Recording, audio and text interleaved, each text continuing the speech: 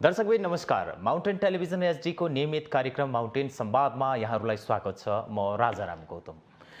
नेपाली काङ्ग्रेसको 14औं महाधिवेशनको मिति नजिकै गर्दा नेतृत्वका आकाङ्क्षीहरू पनि आफ्ना एजेन्डासहित नेता तथा कार्यकर्ताहरूमाझ जाने क्रम सुरु भएको छ। भदौ 16 गतेदेखि 19 गतेसम्म हुने महाधिवेशनबाट पार्टीको नेतृत्व लिन नेपाली काङ्ग्रेसका नेताहरूबीच प्रतिस्पर्धा नै सुरु भइसकेको छ। नेपाली काङ्ग्रेसको आसन्न 14औं महाधिवेशनमा नयाँ नेतृत्व मात्रै होइन, देशलाई निकास दिन नयाँ योजना ल्याउनु पर्ने जिम्मेवारी पनि थपिएको देखिन्छ।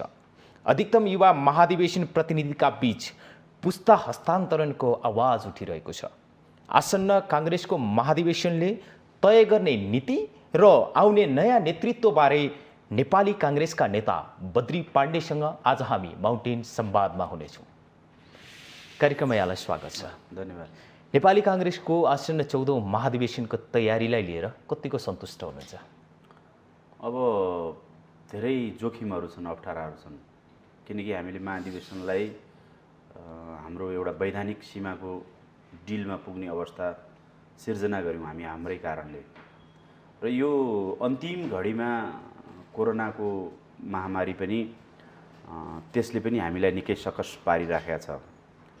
र यो बर्खाको सिजन त्यो पनि विज्ञहरूले धेरै वर्षपछि धेरै पानी पर्छ र ठुलो क्षतिको चाहिँ जोखिम छ भनेर अनुमान लगाएको अवस्था छ। र पार्टीका हाम्रा आफ्ना नियमित कामहरू पनि हामीले तिनलाई थाती राख्यौँ। क्रियाशील सदस्यता जस्तो एउटा नियमित प्रक्रियालाई थाती राखेर अहिले अन्तिम चरणमा हामी टुङ्ग्याउँदैछौँ।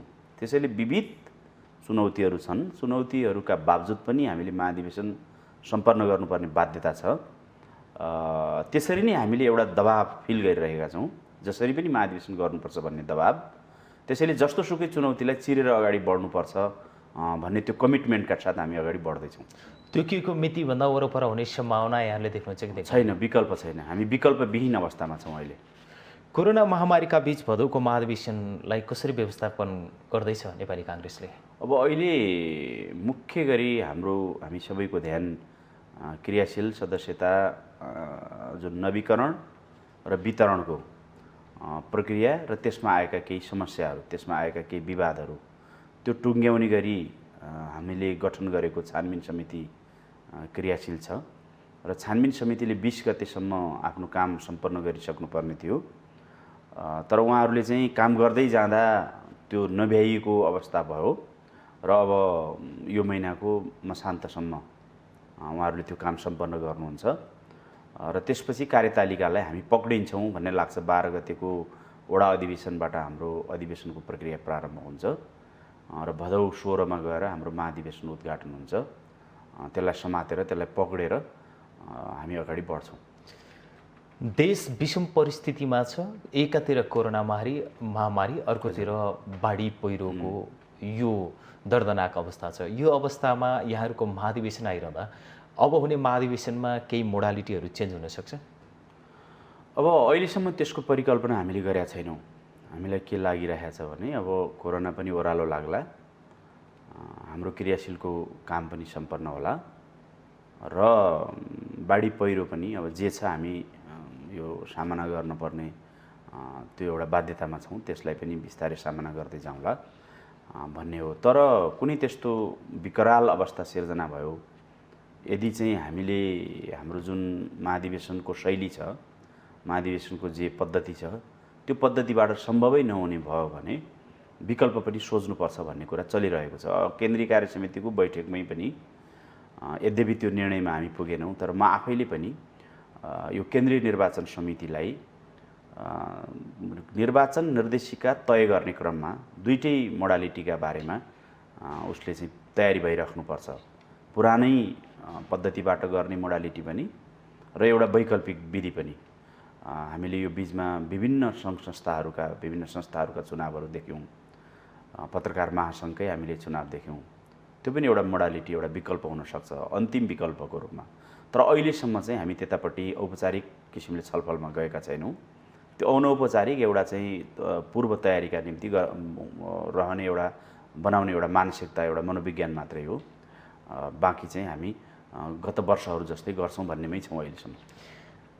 काङ्ग्रेसभित्रको क्रियाशील विवाद समाधान गर्न जुन किसिमको समितिले काम गरिएको छ र ती समितिका पदाधिकारीहरूले जसलाई जिम्मा दिएको छ उहाँहरूले सार्वजनिक गर्नुभएका केही अभिव्यक्तिबाट काङ्ग्रेसभित्रको विवाद वडा तहसम्म ठुलो विवाद रहेको देखिन्छ। यहाँलाई कसरी विश्लेषण गर्नुभएको छ? यो त्यो स्वाभाविक छ। किन स्वाभाविक छ भने क्रियाशील सदस्यता वितरणका निम्ति सबैभन्दा निर्णायक संस्था, निर्णायक निकाय, निर्णायक तह भनेको वडा नै हो। वडामा क्रियाशील सदस्यहरूको त्यहाँ उत्पत्ति हुन्छ। आफ्नो वडाभित्रका कसलाई दिने कसलाई नदिने, दिनुका पछाडिका कारण के हुन् भन्ने कुराको उत्पत्ति त्यहाँबाट हुन्छ। यदि मैले आफूले आफ्नो क्रियाशील नवीकरण गर्नुपर्दा पनि मैले मेरो वडामा पुग्नुपर्छ, पार्टीको केन्द्रीय सभापतिले पनि त्यहाँ पुग्नुपर्छ, कोही नयाँ आयो भने उसले पनि आफ्नो वडामा जानुपर्छ। यो पटक चाहिँ बिचमा चाहिँ अर्को पार्टी बनाउनुभएका यतिखेर पार्टीको उपसभापति विजय गजदार हुनुहुन्छ। उहाँले पनि यो पार्टीमा आफू समायोजन भइसकेपछि आफ्नो क्रियाशील सदस्यता नवीकरणका निम्ति उहाँले पनि आफ्नो वडामा जानु पर्यो। त्यसैले त्यो निर्णायक ठाउँ हो। वडा तहसम्म जाने पुग्ने विवाद त्यो नौलो होइन, त्यो स्वाभाविक हो। तर त्यसलाई व्यवस्थापन कसरी गर्ने भन्ने मुख्य चुनौती हो। हामीले यसमा चाहिँ सँगैमा के समीक्षा गरिहाल्न जरुरी छ भने हाम्रो विधानले क्रियाशील सदस्यता वितरणको प्रक्रियालाई यसलाई नियमित एउटा प्रक्रियाको रूपमा चाहिँ विधानमा व्यवस्थित गरेको छ। नियमित तपाईले आज चाहनुभयो, तपाईँ आज आफ्नो वडामा जानुहुन्छ, मलाई काङ्ग्रेसको क्रियाशील सदस्यता दिनुहोस् भन्नुहुन्छ, वडाले तपाईँलाई दिन उपयुक्त ठान्यो भने उसले सिफारिस गर्छ, पालिकामा सिफारिस गर्छ। त्योभन्दा माथि त्यो सिफारिस चाहिँ माथि जान्छ र पालिकाले फेरि फर्म पनि उपलब्ध गराउँछ वडामा, अनि वडाले नै भर्न लगाउँछ। भरिसकेपछि फेरि त्यो फर्मलाई फरवार्ड गर्ने काम पनि वडाले नै गर्छ। त्यसैले त्यसको चाहिँ उत्पत्ति, विकास अथवा त्यसको चाहिँ अन्तिम परिणति, त्यसको हकदार चाहिँ वडा नै हो। त्यस कारणले वडामा विवाद जानु स्वाभाविक हो। तर हामीले यो क्रियाशील सदस्यतालाई महाधिवेशनको मुखमा होइन कि हुनुभन्दा 6 महिना पहिले चाहिँ यसलाई रोक्नुपर्छ भनिएको छ विधानमा। वितरण र नवीकरणको क्रम रोक्नुपर्छ। जसरी हाम्रा आम चुनावहरूमा मतदाता नावलीको सूचीमा अब थप्न पाइँदैन नि निर्वाचन प्रक्रिया अगाडि बढिसकेपछि, त्यसरी नै महाधिवेशनको प्रक्रिया अगाडि बढेपछि क्रियाशील सदस्यता थप्न या घटाउन नपाइने हामीले प्रबन्ध, विधानको प्रबन्धलाई कार्यान्वयन गर्नुपर्नेमा हामीले के गर्यौँ भने नियमित कामको रूपमा हामीले गरेनौँ। त्यसलाई 12 महिना त्यसलाई चाहिँ हामीले अथवा 4.5 वर्ष 4 वर्षको पार्टीको जुन अवधि छ त्यो भरि गरेनौँ। अन्तिममा आएर गर्नु पर्दाखेरि यो सकस भएको हो। तर अब आगामी दिनमा चाहिँ हामीले यो अहिलेको चाहिँ हाम्रो सकसलाई हृदयङ्गम गरेर, त्यसलाई आत्मसात गरेर पार्टीको क्रियाशील सदस्यता वितरण गर्ने काम, त्यसको उत्पत्ति, त्यसलाई फरवार्ड गर्ने काम वडाकै हो, निर्णय गर्ने काम वडाकै हो। तर त्यसलाई नियमित एउटा प्रक्रियाको रूपमा अगाडि बढाउनुपर्छ। महाधिवेशनको मुखमा विवादको विषय बन्ने स्थिति गर्न हुन्न भन्ने कमिटमेन्ट, गर्न हुन्न भन्ने एउटा शिक्षा चाहिँ हामीले यो अवस्थामा लिनुपर्छ भन्ने लाग्छ मलाई। प्रजातन्त्रको नेतृत्व गर्ने पार्टी, लोकतान्त्रिक पार्टी यो अवस्थामा आइरहँदा जुन बेलामा सहज अवस्था थियो त्यो बेलामा महाधिवेशन नगरेर यो वा त्यो बहानामा, कहिले कोरोना महामारीको बहानामा, कहिले बाढी पहिरोको बहानामा सर्दा सर्दा यहाँहरूसँग अन्तिम विकल्प आइपुगेको छ। लोकतान्त्रिक पार्टीभित्रको यो अलोकतान्त्रिक पद्धति कहिलेसम्म? यो एकदमै गम्भीर प्रश्न हो। यसमा के रहेछ भन्नुहुन्छ भने यो लोकतन्त्र भनेको अभ्यासबाट नै बलियो हुने एउटा परिपाटी रहेछ। म आफै पनि सोभिउ सभापति भएको आफ्नो विद्यार्थी कालमा कुनै क्याम्पसको सोभिउ सभापति भएँ। म वाल्मिकी क्याम्पसको सोभिउ सभापति भएँ। म सोभिउ परिषदको पनि सभापति भएँ। मैले त्यो सोभिउहरूलाई मैले यतिखेर याद गर्छु। अहिले विद्यार्थी राजनीतिलाई एउटा सिस्टममा लिएर जान नसक्नुको पछाडि, एउटा आदर्शमा, एउटा संस्कारमा लिएर जान नसक्नुको पछाडि सोभिउ निर्वाचनको क्रम जब रोकियो त्यसपछि त्यसको गति कमजोर भयो। त्यो बेला मलाई राम्रो गरी याद छ। विशेष गरी हामीले राजनीति गर्दा त्यो बेला सोभिउ निर्वाचन 49 मा भयो, 51 मा भयो, 53 मा भयो, 55 मा भयो, 57 मा भयो। यसरी क्रमशः सोभिउ निर्वाचन हुँदाखेरि क्याम्पसमा एउटा स्वच्छ प्रतिस्पर्धाको अवस्था रह्यो र ती नवनिर्वाचित सोभिउहरूले त्यहाँको शैक्षिक वातावरणलाई पनि उनीहरूले रचनात्मक योगदान गर्ने चेष्टा गरे। आज क्याम्पसहरूमा त्यो अवस्था छैन। त्यसैले मैले यो किन जोडेँ भने यी अभ्यासहरू महत्त्वपूर्ण रहेछन्। नेपाल विद्यार्थी सङ्घ, हाम्रो भातृ संस्था नेपाल विद्यार्थी सङ्घ, त्यसको सुचारू अधिवेशनहरू भइरहँदा गरिरहँदा एक प्रकारले विद्यार्थी राजनीतिमै युवा पुस्तामा एउटा तरङ्ग स्थापित हुन्छ। हाम्रो पार्टीको कुरा गर्दा पनि मैले अभ्यासलाई जोड्न खोजेको, 3 सालमा स्थापना भएको नेपाली काङ्ग्रेसले 17 सालसम्म पुग्ने बेलासम्म आफ्ना 7वटा महाधिवेशन सम्पन्न गर्यो। त्यो 14 वर्षको दरमियानमा 7वटा महाधिवेशन सम्पन्न गर्यो। यसो हेर्दाखेरि 14 वर्षमा 7-7वटा महाधिवेशन पार्टी कति अस्थिर रहेछ, त्यो बेला नेतृत्वमा कस्तो ठुलो चाहिँ अस्थिरता रहेछ भन्ने पनि लाग्छ। तर नेपाली काङ्ग्रेसलाई हेर्नुभयो भने 3 सालदेखि 17 सालको बिचमा नेपाली काङ्ग्रेस जस्तो चलायमान पार्टी न अरू कुनै पार्टी रहे त्यो बेला, न त्यो बेलाको जस्तो चलायमान नेपाली काङ्ग्रेस हामीले अहिले बनाउन सकेका छौँ। 48 सालदेखि हामी 78 सालसम्म आइपुग्दा हामीले 16औँ महाधिवेशन सम्पन्न गर्नुपर्थ्यो। तर हामीले के गर्यौँ भने 4 वर्षको कार्यकाललाई 5 वर्ष बनायौँ, 5.5 वर्ष बनायौँ। त्यसले गर्दा चाहिँ अभ्यासमा चाहिँ कठिनाइ आयो। लोकतन्त्रलाई अभ्यासले नै परिष्कृत गर्नुपर्नेमा अभ्यासमै जब गतिरोध आउँछ त्यसपछि समस्या सिर्जना हुन्छ। म अमेरिकाको अब धेरैतिरको कुरा नगरौँ, अमेरिकाको राष्ट्रपतिको चुनाव प्रत्येक 4 वर्षमा हामीले नयाँ राष्ट्रपतिलाई चाहिँ त्यहाँ चाहिँ अमेरिकामा यो पद हस्तान्तरण गरेको हामी देख्छौँ, अफिस चाहिँ हस्तान्तरण गरेको देख्छौँ हामी। त्यसले त्यहाँको लोकतन्त्रलाई बलियो बनाएको छ। हाम्रो नेपालमै अथवा विश्वभरि नै तपाईँले हेर्नुभयो भने मैले जेसिस भन्ने संस्थालाई एउटा महत्त्वपूर्ण एउटा संस्थाको रूपमा हेर्छु। अस्ति भर्खरै कोरोनाका बेला उसले आफ्नो अधिवेशन गर्यो। प्रत्येक वर्षमा गर्ने अधिवेशन उसले सेड्युलभित्र गर्छ। अझ एउटा व्यक्ति, एउटा पद, एउटा अवधि भनेर पनि तय गरेको छ। यो कुरा चाहिँ अभ्यासले नै बलियो बनाउँदो रहेछ। तपाईँले नेपाली काङ्ग्रेसलाई इङ्गित गर्दा, तपाईँले नेपाली काङ्ग्रेसलाई चाहिँ का प्रति अपेक्षा गर्दा यो अभ्यासमा चाहिँ यसलाई कसरी चाहिँ हामीले अभ्यस्त बनाउने, अभ्यासलाई नै उसको आफ्नो जीवन पद्धति बनाउने हो भनेदेखि हामी ठिक ठाउँमा पुग्छौँ भन्ने लाग्छ।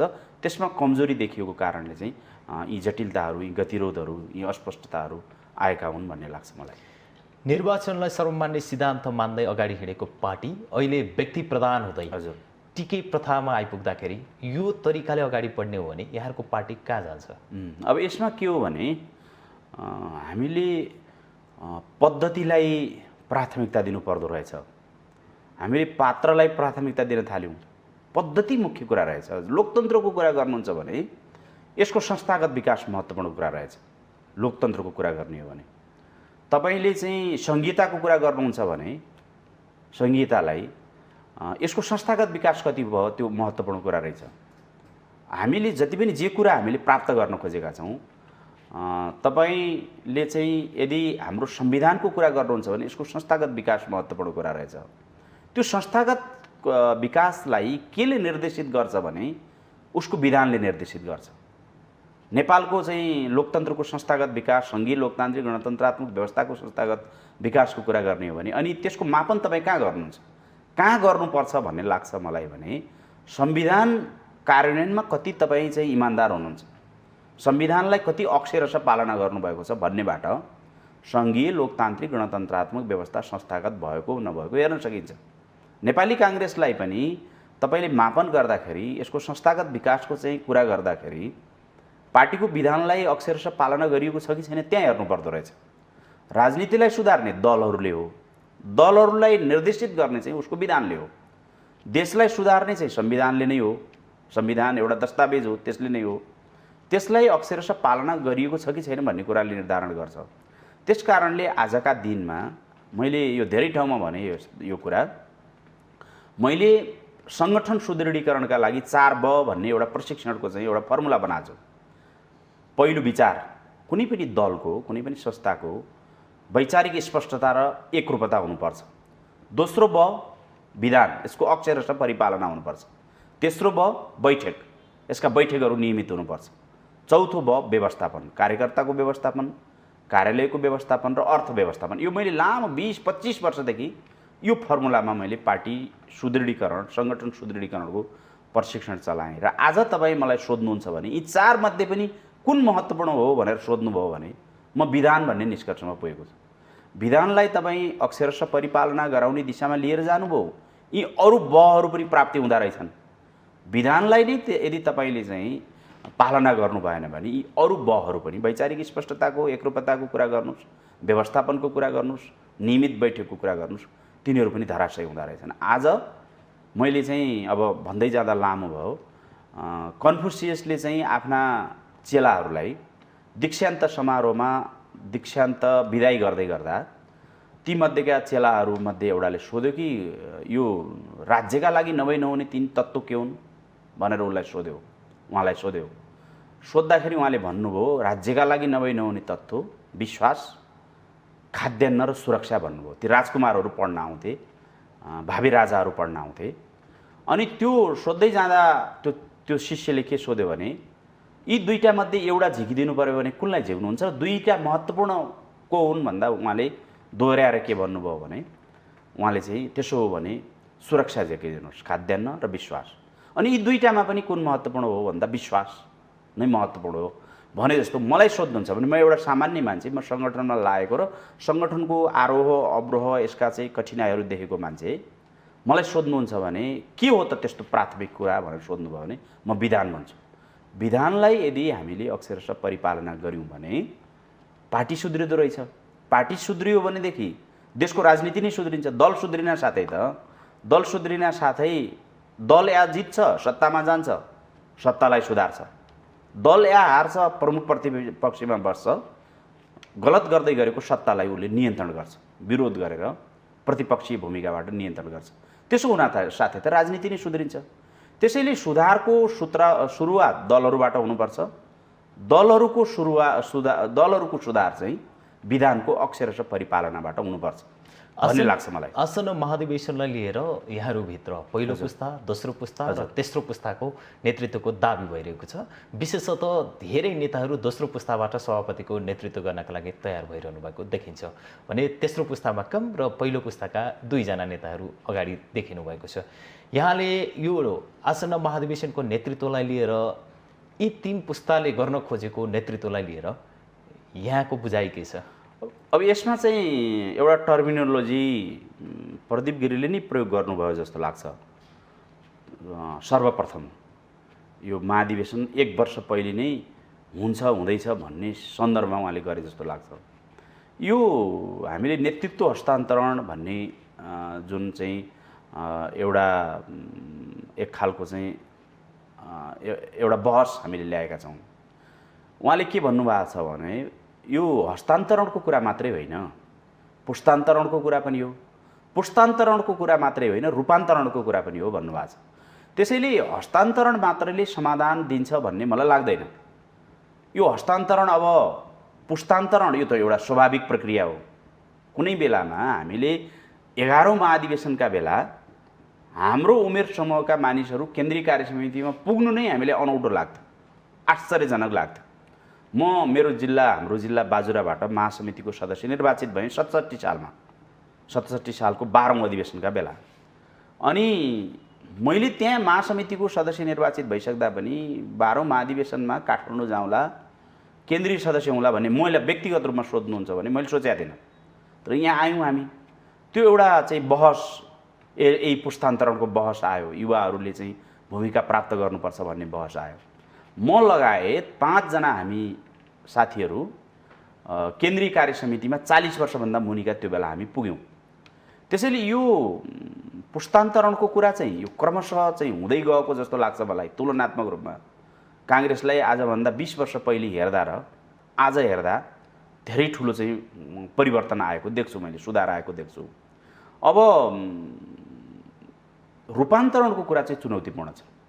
रूपान्तरणको कुरा चाहिँ नेतृत्वको परिवर्तनले मात्रै पनि हुँदैन, पुस्तान्तरण मात्रले पनि हुँदैन।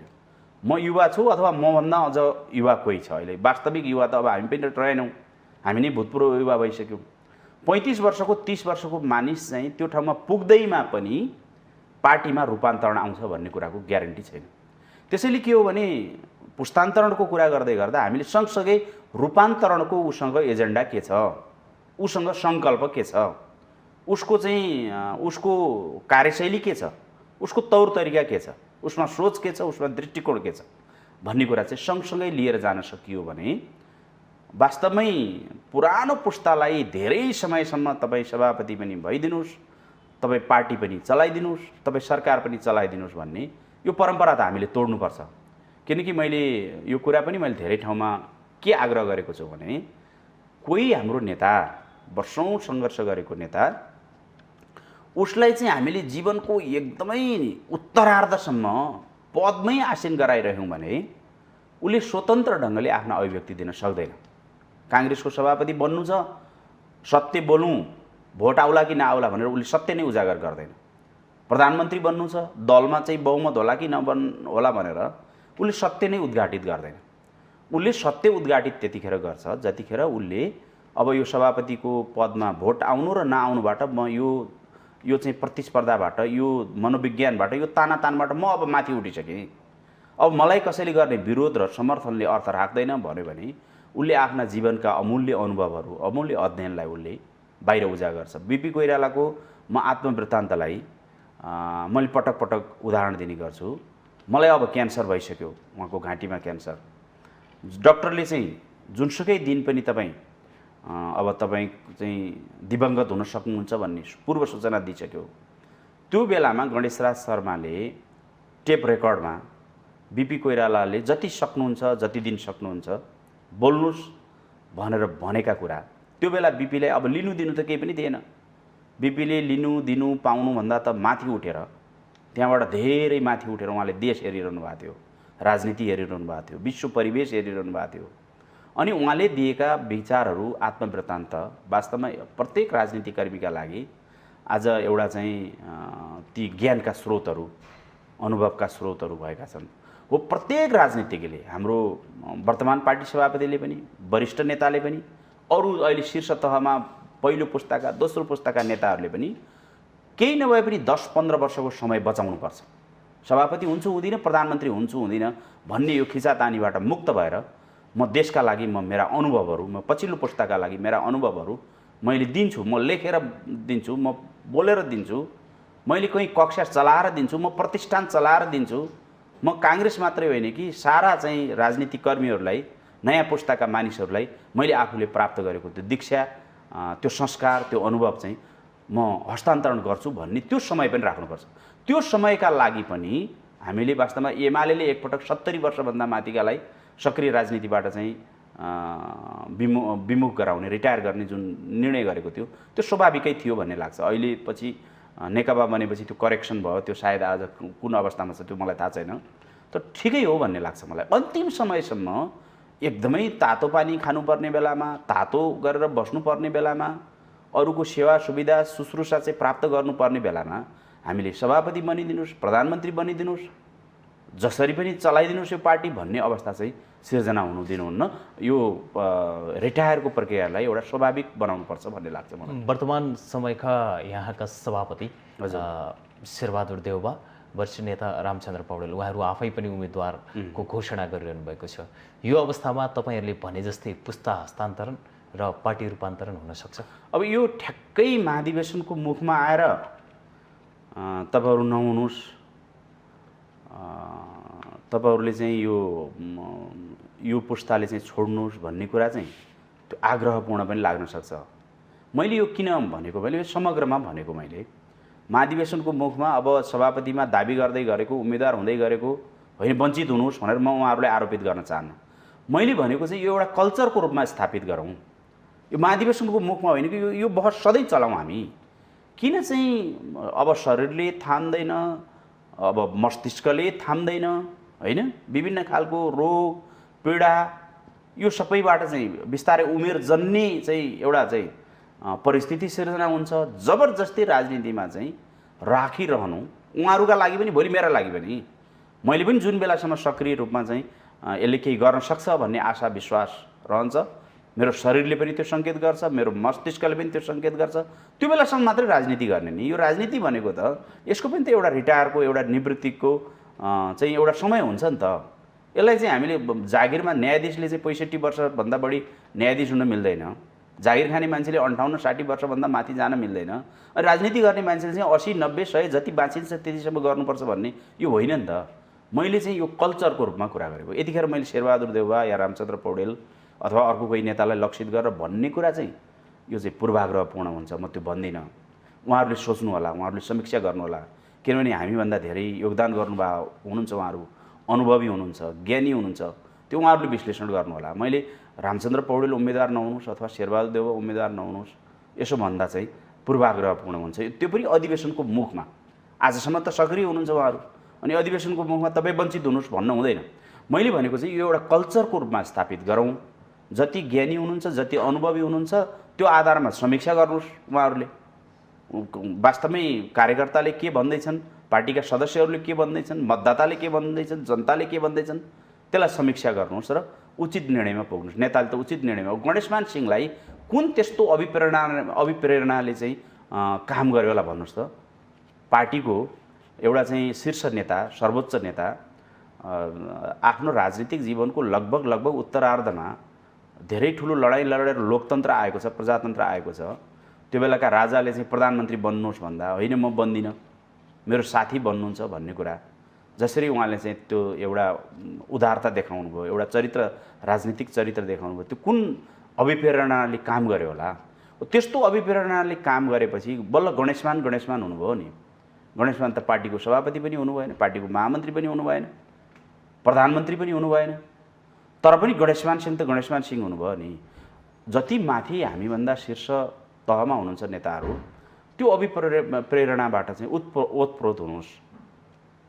जति ओतप्रोत हुन सक्नुभयो, जति त्यो त्यागको मैले मेरो पार्टी सुधार्नका लागि मैले मेरो व्यक्तिगत चाहना इच्छालाई चाहिँ तिलाञ्जली दिएँ भन्ने त्यो स्टेजमा पुगेपछि त्यो नेता गणेशमान हुन्छ। प्रधानमन्त्री त जो पनि होला, सभापति त जो पनि होला, तर गणेशमान हुन चाहिँ यो जो कोहीले सक्ने कुरा होइन। त्यो चाहिँ हामी सबैमा, केवल चाहिँ त्यो तहका नेताहरू होइन कि हामी सबैमा चाहिँ त्यो त्यागको भावना यदि हामीले चाहिँ आफूमा चाहिँ यदि सञ्चार गर्न सक्यौँ भने हामीले हाम्रो पार्टी पनि जोगाउँछौँ, हाम्रो छवि, हाम्रो अस्तित्व र हाम्रो पहिचानलाई पनि विशिष्ट बनाउँछौँ भन्ने लाग्छ मलाई। शुभेच्छुक र आउने महाधिवेशन प्रतिनिधि, सम्भावित महाधिवेशन प्रतिनिधिले हजुर पार्टीभित्र बद्री पाण्डेलाई कुन स्थानमा देख्न खोज्दैछन्? मलाई चाहिँ अब यसमा धेरै ठुलो मैले आकाङ्क्षा, महत्त्वाकाङ्क्षा त्यो प्रकट गर्नु पनि छैन। राजनीतिलाई अहिले भर्खरै यत्रो चर्चा गरियो, केवल पदमा मात्रै अनुवाद गर्नु पनि छैन। तर मैले चाहिँ म 12औं अधिवेशनमा सेती अञ्चलबाट म निर्वाचित भएँ। एक प्रकारले भौगोलिक प्रतिनिधित्व भयो मेरो। 13औं अधिवेशनमा आइपुग्दा अञ्चलहरू प्रदेशमा रूपान्तरण भए। धेरैजसो अञ्चलबाट जितेका अथवा अञ्चलमा चाहिँ प्रतिस्पर्धा गरेका नेताहरू त्यो बेला प्रदेशमै चाहिँ प्रतिस्पर्धा गर्नुभयो 13औं अधिवेशनमा। तर मैले अब भौगोलिक प्रतिनिधित्व एकपटक भइसक्यो भनेर म खुला प्रतिस्पर्धामा आएँ। म 25 जनामा निर्वाचित भएँ 13औं अधिवेशनमा। अञ्चलको प्रतिनिधित्व, त्यसपछि खुलाको प्रतिनिधित्व, पछि म स्वाभाविक रूपमा अब अहिले यो पदाधिकारी तहमा धेरै साथीहरूले, पार्टीभित्रका साथीहरूलाई त थाहा पनि छ, अहिले पदाधिकारीमै हामीले चाहिँ एउटा समावेशी प्रतिनिधित्व स्थापित गरेका छौँ। म पिछडिएको क्षेत्रमा पनि पर्छु। पिछडिएको क्षेत्रको सहमहामन्त्री पद छ, त्यसको उम्मेदवार हुने मैले सोचेको छु। त्यसलाई साथीहरूले चाहिँ कुनै त्यस्तो महत्त्वाकाङ्क्षा पनि ठान्नु भएको छैन र मैले पनि केन्द्रीय सदस्यभन्दा त्यो ठाउँमा पुगियो भने अब कार्य सम्पादन समितिमा रहनुपर्छ, त्यहाँ रहँदा संसदीय बोर्डमा रहनुपर्छ, पदाधिकारीको तहमा पुगेपछि पार्टीलाई हिजोभन्दा बढी योगदान दिन सकिन्छ कि भन्ने ढङ्गले सोचेको छु। तर चाहिँ एकदमै त्यो हुनैपर्छ, म भइनँ भने सबै चौपट हुन्छ भन्ने लाग्दैन मलाई। त्यसमा चुनाव लड्ने हो, चुनाव जित्दा सहमहामन्त्री भएर चाहिँ एउटा पार्टीको पदमा पदासीन भएर काम गर्ने हो। अब त्यहाँ नरहँदा पनि मैले चाहिँ पार्टीलाई गर्नुपर्ने योगदान चाहिँ प्रशस्त योगदान छ। हामीलाई हाम्रो पार्टीले धेरै ठुलो चाहिँ भूमिका दिएको छ। म पार्टीको पूर्व केन्द्रीय सदस्यकै नाताले र पार्टीको पूर्व सांसदकै नाताले र नेविसङ्घमा म हिजो पूर्व महामन्त्री विभिन्न पदमा बसेँ। त्यो महामन्त्री, पूर्व महामन्त्री भन्ने पदकै नाताले पनि मैले पार्टीमा प्रशिक्षणका कार्यक्रमहरू, पार्टीमा विभिन्न खालका अरू कार्यक्रमहरूमा एउटा गति दिइरहेको छु, गतिशील भइरहेको छु। त्यसैले मेरो स्वाभाविक दावा त्यसमा छ। तर त्यो हुनु नहुनु भन्दा पनि पार्टीलाई सुधार गर्ने र पार्टी सुधार गरेकै कारणले सुध्रेको पार्टीबाट देशको राजनीतिलाई सुधार गर्ने मूल ध्येय, मूल मिसन चाहिँ मेरो त्यतापट्टि लक्षित छ।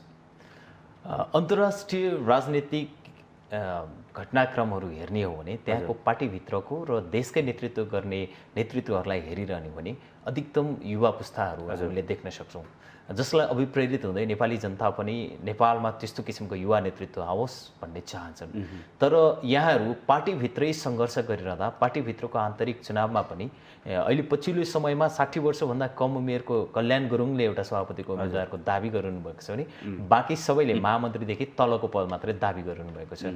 यहाँले यसलाई कुन रूपमा लिनुहुन्छ? यो चाहिँ मैले अघि नै तपाईँलाई सङ्केत गरेको थिएँ, यो नियमित अधिवेशन हामीले गरिदिने हो, समयमा अधिवेशन गरिदिने हो भने धेरै कुरा सल्टेर जान्छ। म फेरि नेभी सङ्घकै उदाहरण दिन्छु, किनकि म नेभी सङ्घमै काम गरेर आएको। 27 सालमा स्थापना भएको नेभी सङ्घ आज 51-52 वर्षको भयो। नेभी सङ्घको विधानमा चाहिँ 2 वर्षमा अधिवेशन गर्ने हाम्रो वैधानिक प्रबन्ध छ। अझ तपाईँ भन्नुहुन्छ भने पहिलो अधिवेशन त 27 सालमा भयो, दोस्रो अधिवेशन 28 सालमा भयो। मलाई लाग्छ त्यो बेलाको विधानमा 1 वर्षको कार्यकाल थियो कि नभए पनि 2 वर्षै थियो भने नि 1 वर्षमै अधिवेशन भयो। आज नेभी सङ्घको त्यो हिसाबले हेर्दा चाहिँ 52 वर्षमा 26 वटा अधिवेशन हुनुपर्थ्यो, तर नेभी सङ्घको चाहिँ 12औँ अधिवेशन गर्न कठिनाइ भइरहेको अवस्था छ। पार्टीको अधिवेशन पनि हामीले चाहिँ 48 सालदेखि आजसम्म 16औँ अधिवेशन गर्थ्यौँ। 16औँ अधिवेशन हामीले यदि यतिखेर गर्दै गर्दा 78 सालमा आइपुग्दा यो 30 वर्षको दरमियानमा अनि हामीले यतिखेर रामचन्द्र पौडेल, शेरबहादुर देउबा यो पुस्ता त हामी देख्दैनथ्यौँ, देख्नै पर्दैन थियो, किनभने उहाँहरू चाहिँ या त सभापति हुनुहुन्थ्यो या रिटायर भइसक्नु भएको हुन्थ्यो।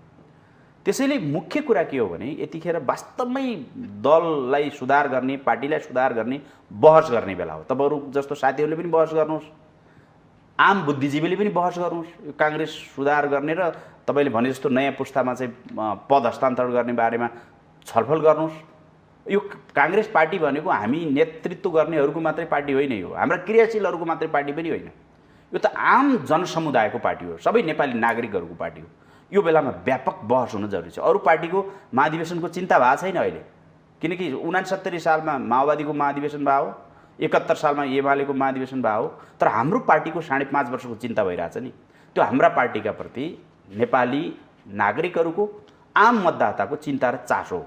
त्यसैले यो बेलामा एउटा कमिटमेन्ट चाहिँ विधानमा चाहिँ हामीले त्यो व्यवस्था गरेका छैनौँ, तर पार्टीको अब महाधिवेशनमा प्रस्तुत हुने नीति र कार्यक्रमले एउटा के तय गर्नुपर्छ भने, जस्तो विधानमा 4 वर्षको कार्यकाल छ भने 4 वर्ष सिद्धिएपछि महाधिवेशनको चिन्ता गर्ने होइन, 14औँ वर्षमा त हस्तान्तरण गर्ने हो। 4थो वर्ष जस्तो अहिले चाहिँ 78 को हामी भदौमा महाधिवेशन गर्दैछौँ, 78 पछि 82 को भदौमा त पद हस्तान्तरण गर्ने हो। अब 82 को भदौलाई हामीले यतिखेर यहाँबाट अनुमान लगाउँदै गर्दा त्यो भदौमा पनि बाढी पहिरो आउला, त्यो भदौमा पनि चाहिँ बर्खा लाग्ला। त्यसो हो भने हामीले हाम्रो अब बन्ने कार्यसमितिले आफ्नो 3.5 वर्षको कार्यकाललाई आफ्नो काम गर्ने कार्यकाल ठानेर बाँकी 6 महिना अधिवेशनतिर आफूलाई केन्द्रित गर्नु पर्यो। एक प्रकारले त्यो अधिवेशन तयारी समितिमा त्यो केन्द्रीय कार्यसमिति रूपान्तरण गर्नु पर्यो। भदौमा हुँदैन अधिवेशन, असारमा हुँदैन, साउनमा गाह्रो छ भने जेठभित्रै अधिवेशन गर्न सक्नु पर्यो। 82 सालको जेठभित्रै अधिवेशन गर्छौँ भन्ने कुरा चाहिँ यो आउने चाहिँ महाधिवेशनको नीति र कार्यक्रममा हामीले एउटा सङ्कल्पको रूपमा पास गर्नु पर्यो र त्यो अनुसार काम गरौँ। त्यो हुनासाथै के हुन्छ भने मैले यत्रो लामो कुरा तपाईँलाई किन भने त्यो हुनासाथै 4 वर्ष अधिवेशन हुने पद्धतिमा पार्टीलाई लिएर गयौँ भने त्यो प्रत्येक 4 वर्ष धेरै लामो समय हुँदैन र अनि पुरानो पुस्ता बिस्तारै चाहिँ या त सभापति हुन्छ या त महामन्त्री हुन्छ, हुन सके हुन्छ, हुन नसके रिटायर हुन्छ। त्यसैले चाहिँ यो लोकतन्त्र के रहेछ भन्नुहुन्छ भने जति अभ्यासलाई तपाईँले सुझावहरू गर्नुभयो, मैले फेरि दोहोऱ्याएर चाहिँ म जेसिसको कुरा गर्छु। जेसिसले आजसम्म कतिवटा अध्यक्ष बनाइसक्यो, आफ्ना नेसनल प्रेसिडेन्टहरू कतिवटा बनाइसक्यो। काङ्ग्रेसले पनि त्यस्तै चाहिँ यो 3 सालमा स्थापित भएको काङ्ग्रेसले आज चाहिँ 78 साल हुँदै गर्दा कति वर्ष भयो? 75 वर्ष भयो। 4 वर्षकै हिसाब गर्ने भने कतिवटा सभापति हुन्थ्यो? अनि त्यतिवटा सभापति प्राप्त गर्दै गर्दा स्वाभाविक थिएन नेतृत्व चाहिँ हाम्रो पुस्तामा आइसक्थ्यो। काङ्ग्रेसले यदि आफ्ना अधिवेशनलाई 4 वर्षमा सम्पन्न गर्दै गएको भए त्यो हामीभन्दा पनि पछि गइसक्थ्यो होला सायद। त्यसैले मुख्य कुरा के हो भने हाम्रो पार्टीलाई बेलामा अधिवेशन गर्ने परिपाटीमा मात्रै लिएर गयौँ भने धेरै ठुलो टेन्सन लिनुपर्छ, धेरै ठुलो तनाव लिनुपर्छ, बुढाहरूले मात्रै ओगटी राखे भन्ने स्थितिमा चाहिँ एकदम चाहिँ बडो त्यसैमा घोत्लिनुपर्छ, चिन्ता गर्नुपर्छ भन्ने लाग्दैन मलाई। राष्ट्रिय राजनीति मात्र होइन, काङ्ग्रेसको राजनीतिलाई अहिले अन्तर्राष्ट्रिय तवरबाट पनि हेरिएको छ। हजुर। कम्युनिस्टहरू जोड र फुटको जुन जोड घटाउमा लागे, त्यस पछाडि अहिले अन्तर्राष्ट्रिय शक्तिहरू पनि काङ्ग्रेसको अब आउने नेतृत्व कस्तो हुन्छ र त्यो नेतृत्व कस्तो बनाउने भन्नेसम्मको खेलमा लागेको देखिन्छ। अझ भू राजनीतिक कनेक्सनका कुराहरूलाई पनि त्यसरी नै हेरिन्छ। यहाँले यसलाई कुन रूपमा हेर्नु भएको छ? त्यो त एकदमै गम्भीर विषय छ वास्तवमा, र हामीले आफूलाई समीक्षा गर्नुपर्ने विषय पनि छ। सारा संसारभरि कम्युनिस्ट नामधारी पार्टीहरू, त्यहाँको शासन प्रणाली कमजोर हुँदै गएको हामीले देखिरहेका छौँ। तपाईँले हेर्नुभयो भने 4-5वटा भन्दा देशमा अहिले कम्युनिस्ट शासनै छैन। त्यहाँ चाइनामा छ, त्यसलाई पनि चाहिँ हामी पूर्ण कम्युनिस्ट भन्न सक्दैनौँ। राजनीतिक रूपमा त्यहाँ कम्युनिजम छ, किनकि एक दल मात्रै हाबी छ, चिनिया कम्युनिस्ट पार्टी हाबी छ, उसले मात्रै शासन गर्छ। तर आर्थिक रूपमा ऊ चाहिँ उदार लोकतन्त्रको, उदार अर्थतन्त्रको अभ्यास गरिरहेछ। भियतनामलाई हेर्नुभयो, त्यहाँ पनि उदार चाहिँ अर्थतन्त्रको चाहिँ अभ्यास भइरहेको अवस्था छ। अब उत्तर कोरिया त धेरै उदाहरण लिन मिल्ने चाहिँ त्यो कुनै चाहिँ दृष्टान्तको रूपमा प्रस्तुत गर्न मिल्ने जस्तो देशकै रूपमा छैन यदि हामीले चाहिँ शासकीय कोणबाट हेऱ्यौँ भने। यस्ता 4-5वटा देशहरू मात्रै हो। यस्तो अवस्थामा पनि यहीँ नजिकमै पश्चिम बङ्गालमा धेरै वर्षसम्म चाहिँ कम्युनिस्टको शासन रह्यो, यद्यपि लोकतान्त्रिक परिपाटीबाट आएको हो। त्यहाँ पनि अहिले भारतमा पनि कम्युनिस्टहरूको उपस्थिति एकदम नगण्य प्राय अवस्थामा पुगिसक्यो। तर हामी नेपालमा चाहिँ, हाम्रो नेपालमा कम्युनिस्ट पार्टीहरू चाहिँ हाबी हुनु, बलियो हुनु भनेको त्यो चाहिँ हामीले हाम्रो केही कमजोरी छ भन्ने कुरा खोट्याउनुपर्छ। हामीले हाम्रो कार्यशैलीमा, हाम्रो परिचालनमा, हाम्रो रणनीतिमा केही कमजोरी छ भन्ने खोट्याउनुपर्छ। र यो उपयुक्त समय पनि हो, एउटा महाधिवेशनको बेला चाहिँ उपयुक्त समय हो। के कमजोरी गऱ्यौँ त हामी कार्यशैलीमा कमजोर भयौँ कि हाम्रा चाहिँ केही चरित्रगत चाहिँ क्रियाकलापमा हामी कमजोर भयौँ कि खोट्याउनुपर्छ। र तपाईँले भने जस्तो अरू कारणले भन्दा पनि अहिले यो विश्वको राजनीति, अन्तर्राष्ट्रिय राजनीतिमा केही बदलावहरू आएको देखिन्छ। कुनै बेला दुई ध्रुवमा चाहिँ रहेको विश्व बिचमा एक ध्रुवीय विश्वको रूपमा थियो, अमेरिका सर्वशक्तिमान जस्तो थियो। आज फेरि चाहिँ दुई ध्रुवीयतिर जान्छ कि जस्तो चाहिँ अवस्था देखिएको छ। दुई ध्रुवीयतिर जाँदै गर्दा पनि अर्को ध्रुवको रूपमा चीन अगाडि आउने हो कि भन्ने जस्तो अवस्था पनि देखिन्छ। हामी एकापट्टि चाहिँ चीन, अर्कोपट्टि भारत छ। भारत चाहिँ र चीनको एउटै ध्रुव चाहिँ अन्तर्राष्ट्रिय राजनीतिलाई हेर्ने हो भने देखिँदैन। यी दुईटा विपरीत ध्रुवी छन्। यो अवस्थामा नेपाललाई चाहिँ हामीले एउटा यसको भूगोलको सुरक्षा, यसको चाहिँ यसको हाम्रो आफ्नो अस्तित्वको सुरक्षा, यो रक्षा गर्ने कुरा चुनौतीपूर्ण छ। र कतै दुई ध्रुवी विश्वमा जाँदै गर्दा आउने टक्रावहरू, आउने द्वन्द्वहरू, त्यसको शिकार पो हुनुपर्छ कि चेपुवामा पर्नुपर्छ कि भन्ने त्यो खतराबाट चाहिँ हामीले अहिले नै एउटा आफूले त्यो कुरालाई, त्यो गम्भीरतालाई, त्यो जटिलतालाई, त्यो जोखिमलाई आकलन गरेर हाम्रो देशको स्वाभिमान, हाम्रो देशको राष्ट्रियता, हाम्रो देशको आफ्नो अस्तित्व, यसको चाहिँ यसले चाहिँ कूटनीतिक रूपमा जुन खालको चाहिँ विगतमा एउटा चाहिँ असंलग्न एउटा अस्तित्वमा जुन अभ्यास गरेको छ त्यसलाई जोगाउने कुरामा बडो मिहिनेत गर्नुपर्छ। अब कम्युनिस्टहरूलाई हामीले छोटो समयमा हेऱ्यौँ, उहाँहरूले बडो असन्तुलित कूटनीति चाहिँ सञ्चालन गर्नुभयो। कहिले चाइनाको चाहिँ एकदमै चाहिँ पोल्टामा गए जस्तो देखिने, उहीँकै राजनीतिक दलहरू आएर यहाँ सत्तारूढ दललाई नै प्रशिक्षणहरू दिने, चाइनाको कम्युनिस्ट पार्टी आएर यहाँको नेपाल कम्युनिस्ट पार्टीलाई प्रशिक्षण दिने भनेको मेरो देशको शासन ठिक छैन भनेर त दिएको होइन होला, चाइनिज कम्युनिस्ट पार्टी ठिक छैन भनेर त दिएको होइन होला, मेरो विचार ठिक छैन भनेर त दिएको होइन होला। अनि कहिले त्यसरी चाहिँ पोल्टामा पर्नुहुन्छ भने अब कहिले त्यहाँबाट चाहिँ फेरि चाहिँ अर्कोपट्टि चाहिँ ढल्केको होइन कि अर्कोपट्टि लम्पसारै भए जस्तो देखाउनुहुन्छ। त्यस कारणले पनि नेपाली काङ्ग्रेसले यो नेपालको चाहिँ कूटनीतिलाई, नेपालको चाहिँ असंलग्न परराष्ट्र नीतिलाई, नेपालले चाहिँ कुनै पनि ध्रुवको पछि नलागिकन, कुनै पनि देशको चाहिँ पछि नलागिकन एउटा स्वतन्त्र अस्तित्व र एउटा सन्तुलित सम्बन्ध, सन्तुलित कूटनीतिलाई चाहिँ जोगाउने कुरामा पनि नेपाली काङ्ग्रेसले चाहिँ अगाडि आउनुपर्छ। किनकि नेपाली काङ्ग्रेसले यो गल्ती कहिले गरेको छैन। कसैसँग चाहिँ लम्पसार पर्ने अथवा कसैसँग चाहिँ एकदमै ठुलो वैरभावको कूटनीतिक सम्बन्ध कहिल्यै चाहिँ हामीले देखाएका छैनौँ। यो सन्तुलनको एउटा कुशल कूटनीतिको पुनर्स्थापनाका लागि पनि नेपाली काङ्ग्रेस नेपालको राजनीतिमा जरुरी छ भन्ने देखिन्छ र यी सबै विषयहरू पनि महाधिवेशनका सिलसिलामा महाधिवेशनका चाहिँ दरबियानमा हामीले सम्बोधन गर्नुपर्छ र स्पष्ट भएर जानुपर्छ भन्ने लाग्छ मलाई।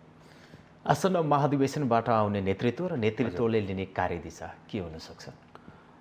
अब हामीले धेरै कुरा चर्चा गऱ्यौँ। अब मुख्य गरी चाहिँ कूटनीतिको कुरा अब भर्खरै चर्चा भइहाल्यो। यसमा हामी स्पष्ट हुनुपर्छ र नेपालले आफ्नो अस्तित्व, आफ्नो भूमिका र आफ्नो विशिष्ट पहिचान जुन विश्व अन्तर्राष्ट्रिय कूटनीतिमा, राजनीतिमा, अन्तर्राष्ट्रिय मञ्चमा छ त्यसलाई राख्नुपर्छ नै। दोस्रो चाहिँ हामीले प्राप्त गरेको जुन संविधान छ, सङ्घीय लोकतान्त्रिक गणतन्त्रात्मक संविधान, त्यो एक प्रकारले चिथोरिएको छ, अहिले अवस्थामा छ, चिथोरिएको अवस्थामा छ। त्यसलाई कम्तीमा एक सरो चाहिँ इमान्दारीपूर्वक कार्यान्वयन गर्ने र कार्यान्वयन गर्दै जाँदा कहीँ कमी कमजोरी रहेछन् भने कमी कमजोरी कार्यान्वयनबाट अनुभव गरेर चाहिँ कमी कमजोरी सच्याउने हो, होइन भने इमान्दारीपूर्वक कार्यान्वयन त गर्नु पर्यो। कार्यान्वयन राम्रोसँग गरिएको छैन। अस्ति हामीले सुन्यौँ एमालेको केन्द्रीय समितिको बैठकमा सङ्घीयता र गणतन्त्रमाथि लगायतका विषयमाथि चाहिँ अब समीक्षा गर्नुपर्छ, पुनरावलोकन गर्नुपर्छ भनेर छलफल भएको भन्ने सुन्यौँ हामीले। सत्तारूढ दलले नै वर्तमान संविधान र वर्तमान प्रणालीमाथि पुनरावलोकनको कुरा गर्छ, इमान्दारीपूर्वक कार्यान्वयन नगरिकन भनेपछि त्यो ठुलो चुनौती हो। त्यसलाई कार्यान्वयन गर्ने दिशामा हामीले सोच्नुपर्छ। र अर्को, राजनीतिका प्रति मानिसहरूको वितृष्णा बढेको छ, दलका प्रति वितृष्णा बढेको छ, नेता र नेतृत्वका प्रति वितृष्णा बढेको छ। यसको वास्तविकता के हो, यसको खोजबिन गर्ने र हामीले प्राप्त गरेको यो सङ्घीय लोकतान्त्रिक गणतन्त्र यो मुलुकलाई विकास र समृद्धितिर लिएर जाने गणतन्त्र हो, व्यवस्था हो, यो राजनीतिक प्रणाली हो र यो प्रणालीबाट नै हामी सुख र समृद्धि प्राप्त गर्छौँ। जनताका जे अपेक्षाहरू छन्, नागरिकहरूका जे अपेक्षा छन्, त्यसलाई हामी सम्बोधन गर्छौँ र हामी यही प्रणालीबाटै विकास दिन्छौँ, समृद्धि दिन्छौँ। गरिब निमुखा जनताको चाहिँ हामी चाहिँ उनीहरूलाई न्याय दिन्छौँ भन्ने खालको प्रत्याभूति दिने गरी हाम्रा पार्टीका दस्तावेजहरूले बोल्नुपर्छ र ती दस्तावेजहरूलाई पनि केवल लेख्नका लागि होइन कि भोलि व्यवहारमा उतार्नका लागि, कार्यान्वयन गर्नका लागि हो भन्ने कुराको एउटा आधार चाहिँ नीति कार्यक्रमका माध्यमबाट महाधिवेशन सम्पन्न गर्दै गर्दा, नेतृत्व चयन गर्दै गर्दा हामीले त्यो प्रत्याभूति गर्नुपर्छ भन्ने लाग्छ मलाई। राजनीतिक दलको नेता र नेतृत्वमाथिको बढेको अविश्वास र पछिल्लो समयमा देशमा भइरहेको राजनीतिक गतिरोध, हजुर, यसप्रति यहाँको धारणा के हो? यही मैले तपाईँले भर्खरै यो चिन्ता प्रकट गरेँ। त्यो हाम्रा व्यवहारहरूले, हाम्रो क्रियाकलापले त्यो देखिएको छ र मलाई सबैभन्दा पूर्वाग्रह जस्तो लाग्ला। यो 74 सालको निर्वाचन 3 तहको हामीले निर्वाचन सम्पन्न गरेपछि हाम्रा 3 तहका सरकारहरूलाई 753 + 7 + 1 761 वटा सरकार हो नि। यी सरकारलाई हामीले चाहिँ यदि सही बाटोमा लिएर जान सकेको भए, त्यसको नेतृत्व पनि सङ्घीय सरकारले गर्न सकेको भए, हामी यो 4 वर्षमै मुलुकलाई एक प्रकारले रूपान्तरण दिन सक्थ्यौँ। किनभने हामीसँग प्रशस्तै सम्भावनाहरू थियो। हामीले यदि चाहिँ अरू देशहरूको तुलनामा विज्ञहरूले यो चर्चा गर्नुहुन्छ, तथ्याङ्कहरू पेश गर्ने गर्नुहुन्छ, यो जुन जनसाङ्ख्यिक लाभ छ नि, युवाहरूको ठुलो समूह चाहिँ हाम्रो देशको यो जनसङ्ख्याको चाहिँ एउटा वर्गीकरणभित्र पर्छ। ठुलो समूह भनेको त्यो युवाको एउटा समूह ठुलो जनशक्तिको रूपमा रहनुले नेपाललाई हामी चाहिँ यसको नेपालको चाहिँ मुहार फेर्न सक्थ्यौँ, बदल्न सक्थ्यौँ। हामी यो गल्ती गरेका छौँ हामीले, किनकि संविधान छैन भन्ने कुरा पनि त्यो पनि टुङ्गिएको थियो। राजनीतिक सङ्क्रमण छ, राजनीतिक अस्थिरता छ भन्ने त्यो पनि टुङ्गिएको थियो। सरकार एक्लो पनि थिएन, सरकारका पछाडि अरू सरकारहरू थिए।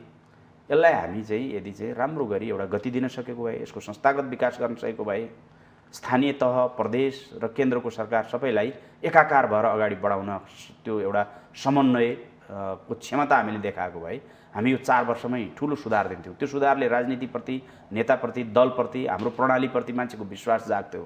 त्यो कमी कमजोरी भयो। त्यसैले अब निर्वाचनहरू पनि सम्मुखमा आउँदैछन्। हाम्रो पार्टीको महाधिवेशन मात्रै होइन कि अरू निर्वाचनहरू पनि सम्मुखमा आउँदैछन्। यो समीक्षा चाहिँ हाम्रो मतदाताले पनि गर्लान् र कम्तीमा एक पटक यो संविधानलाई इमान्दारीपूर्वक कार्यान्वयन गर्ने बाटोमा मात्रै हामी अगाडि बढ्न सक्यौँ भने अहिले जुन देखिएको निराशा छ, वितृष्णा छ, त्यो चाहिँ घटेर जाला। निराशा वितृष्णा चाहिँ नागरिकहरूको घटना साथै सबै विकासमा, समृद्धिमा चाहिँ एकजुट हुने, एकताबद्ध हुने काम भयो भने हामी देशको चाहिँ मुहार फेर्न सक्छौँ। देशको मुहार फेरिएन, देशमा चाहिँ सुधार भएन, विकास भएन, समृद्धि भएन, नेताहरूमा इमान भएन, नैतिकता भएन भनेर न वितृष्णा हो। त्यसलाई हामीले चाहिँ बदल्यौँ भनेदेखि त वितृष्णा फेरि एक प्रकारले चाहिँ उत्साहमा, विश्वासमा बदलिन्छ भन्ने लाग्छ मलाई। अन्तिममा छु, एकदमै छोटोमा मैले चाहिँ काङ्ग्रेसले खोजेको नयाँ विकल्प हो कि नयाँ सोच हो? यो दुइटै उस्तै उस्तै कुरा हो हुन चाहिँ, तर नयाँ सोच जस्तै कार्यशैली चाहिँ, नयाँ कार्यशैली, सुधारिएको कार्यशैली, लोकतान्त्रिक पार्टी अथवा लोकतान्त्रिक व्यवस्था भनेकै कमी कमजोरीहरू हुन्छन्, कमी कमजोरीबाट सिक्ने र सुधार्ने एउटा प्रक्रिया हो। त्यस कारणले चाहिँ हामीले विगतका राम्रा कतिपय कुरालाई अगाडि बढाउनु पर्नेछ, निरन्तरता दिनुपर्नेछ। कतिपय कमी कमजोरीलाई हामीले बडो इमान्दारीपूर्वक चाहिँ त्यसको समीक्षा गरेर त्यसलाई सुधारेर करेक्सन गरेर अगाडि बढ्नुपर्नेछ। त्यसलाई तपाईँ नयाँ विकल्प भन्न पनि सक्नुहुन्छ, नयाँ सोच भन्न पनि सक्नुहुन्छ। जे होस्, सुधारोन्मुख हुँदै आफू पनि अगाडि बढ्ने, मुलुक र मुलुकको राजनीतिलाई पनि अगाडि बढाउने कुरा नै लोकतन्त्रका लागि एउटा महत्त्वपूर्ण आवश्यकता हो भन्ने लाग्छ। नेपाली काङ्ग्रेसको आवश्यकता पनि त्यही नै हो। हस्, यहाँले आफ्नो अमूल्य समय हामीलाई उपलब्ध गराइदिनु भयो, त्यसको लागि धेरै धेरै धन्यवाद। दर्शकबिन, आज हामीले आसन्न नेपाली काङ्ग्रेसको 14औं महाधिवेशनलाई लिएर आउने नयाँ नेतृत्व र नेतृत्वले ल्याउने नयाँ कार्यदिशा र नीतिका विषयमा कुराकानी गऱ्यौँ। हामीसँग आज स्टुडियोमा हुनुहुन्थ्यो नेपाली काङ्ग्रेसका नेता बद्री पाण्डे। आजको माउन्टेन संवाद यति नै। भोलि फेरि नयाँ विषयवस्तु र नयाँ व्यक्तित्वका साथ उपस्थित हुने नै छौँ। तबसम्मका लागि सत्य, तथ्य र निष्पक्ष समाचारका लागि हेर्दै रहनुहोला माउन्टेन टेलिभिजन HD। नमस्कार।